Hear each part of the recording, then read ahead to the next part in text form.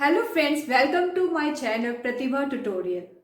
तो आज का जो मैं मैथ्स का टॉपिक लेने वाली हूँ वो है congruent parts of a rectangle. अब कॉन्ग्रुएंट पार्ट्स क्या होते हैं? कॉन्ग्रुएंट पार्ट मतलब कि आपको कोई ऐसी फिगर मिली हो जिसके साइड्स इक्वल हो। अगर आप उसको रोटेट करो, उसकी शेप्स भी इक्वल होनी चाहिए। अगर आप उसको रोटेट करते हो या फ्लिप करते हो तो भी वो एक जैसा दिखे, उन पार्ट्स को कॉन्ग्रुएंट पार्ट्स कहा जाता कॉन्ग्रुएंट पार्ट कहा जाता है। तो इस कॉन्ग्रुएंट पार्ट्स को अगर आप देखोगे, सामने आपकी एक फिगर मैंने दी है, ठीक है। तो सपोज करते हैं कि आपके पास रेक्टेंगल है ए बी सी डी। आपके पास रेक्टेंगल है A B C D. Rectangle आपके पास कौन सा है? A B C D. और आप इसमें ले सकते हो कि इसमें इस फिगर में आपकी जो लेंथ है वो आपके पास है 1 सेंटीमीटर। अगर मैं इन दोनों को प्लस कर देती हूं, और आपके पास जो ब्रेथ है वो है आपके पास 6 सेंटीमीटर।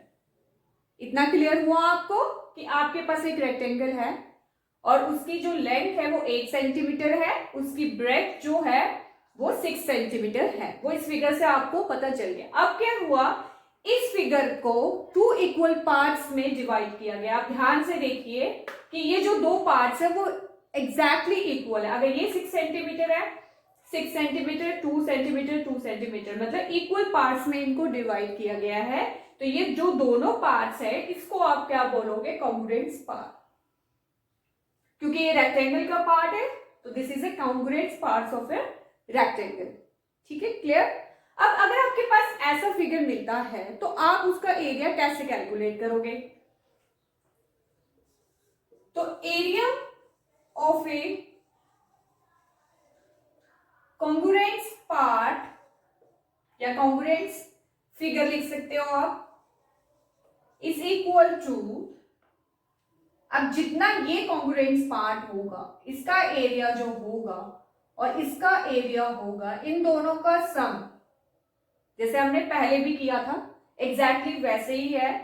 तो अगर आपको एक का चाहिए तो ऑब्वियस है हम हाफ कर देंगे total area of a rectangle. मतलब टोटल एरिया जो रेक्टेंगल का होगा उसका जो हाफ एरिया होगा वो area of A congruent figure होगा।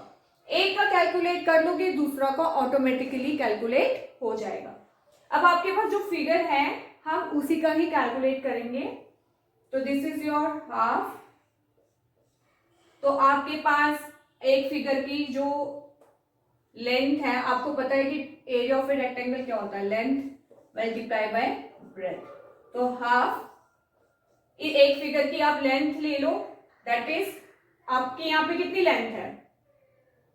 लेंथ आपने टोटल पार्ट की ही लेनी है जो मैंने पहले ली हुई है 8 सेंटीमीटर, क्योंकि हमने टोटल एरिया ऑफ रेक्टेंगल लेना है।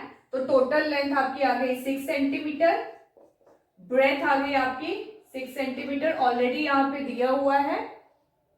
Than half, 8 6 48 centimetre square.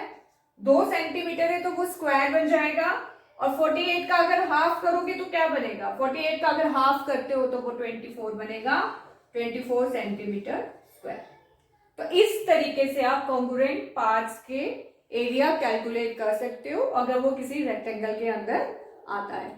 Hope है आपको ये टॉपिक मेरा समझ में आया होगा। इसी तरीके के हम और क्वेश्चन लेके आएंगे।